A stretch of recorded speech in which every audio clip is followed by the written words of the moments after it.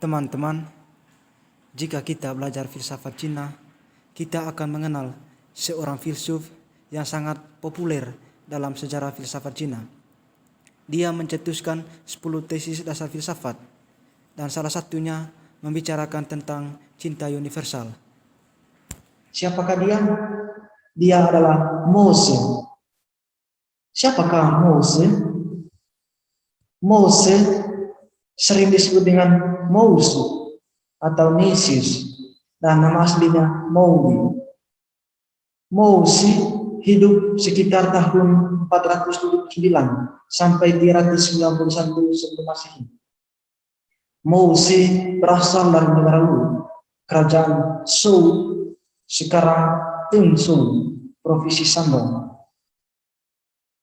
Mose mendirikan komunitas kuasi religius dan paramiliter dan membantu negara-negara kecil yang terancam oleh negara-negara besar. Dia juga mendirikan sekolah Mohisme yang menentang ajaran Konfusianisme dan Taoisme tentang cinta. Akan tetapi, komunitas Mose akhirnya dimusnahkan oleh dinasti Qin pada tahun 221 sampai 206 sebelum Masehi. Mousu pada awalnya belajar kepada Konfusius. Akan tetapi, Mousu tidak setuju dengan pemikiran Konfusius tentang tradisi kuno.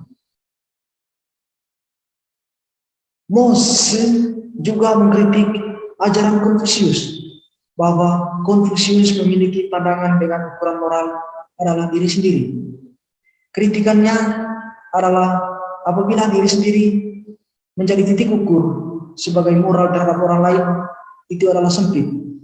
Karena dia harus memandang dirinya sendiri untuk memandang orang lain. Dalam artian bahwa kitalah yang harus memperhatikan orang lain seperti kita memperhatikan diri kita sendiri.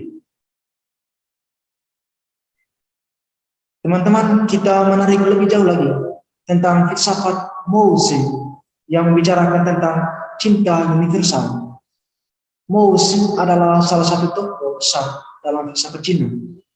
Dia mencetuskan 10 tesis yang terungkap dalam 3 esai, yakni bagian atas, bagian tengah, dan bagian bawah.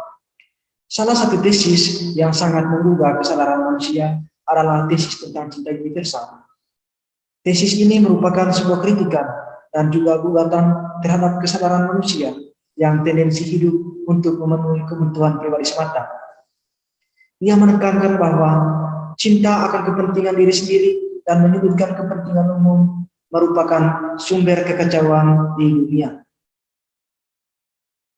Dalam hal ini, Mose menentang pengikut Konfusius yang percaya bahwa adalah benar dan wajar bagi orang untuk peduli pada orang yang berbeda dalam derajat yang berbeda. Sebaliknya, Mose percaya bahwa orang pada prinsipnya harus memperhatikan semua orang secara setara.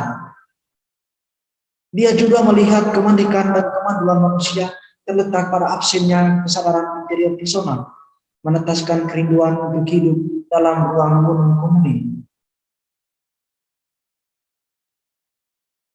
Mose juga menekankan bahwa kekacauan di dunia ini berasal dari kegagalan manusia untuk saling mencintai secara universal. Karena itu, dia menekankan bahwa apabila kita menggolongkan orang-orang di dunia ini yang membenci orang lain dan juga merugikan orang lain, lalu muncul pertanyaan lanjutannya, apakah kita menyebut mereka sebagai kelompok yang bersikap universal atau diskriminatif? Tentu saja kita akan mengatakan bahwa mereka adalah diskriminatif. Dengan demikian, sikap diskriminatif terhadap orang lain adalah penyebab bencana-bencana utama di dunia ini. Maka diskriminatif adalah salah. Lalu apa implikasinya?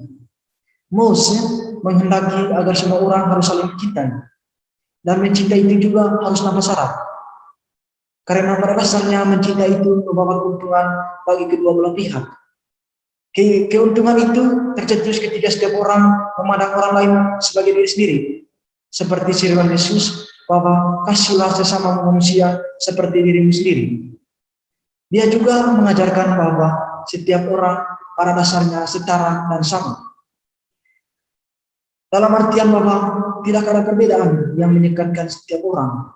Semua manusia pada dasarnya sama atau setara. Sama berarti manusia tidak saling merendahkan, meninggikan, dan memojokkan yang lain dengan cara yang tidak adil. Cinta itu harus universal dan harus tanpa syarat. Cinta universal berarti cinta yang menyeberangi diri sendiri. Sehingga tesis tentang cinta universal dan tanpa syarat ini hendak membuka kesadaran manusia agar kita semua mencintai siapa saja tanpa syarat. Demikian presentasi dari saya. Sekian dan terima kasih.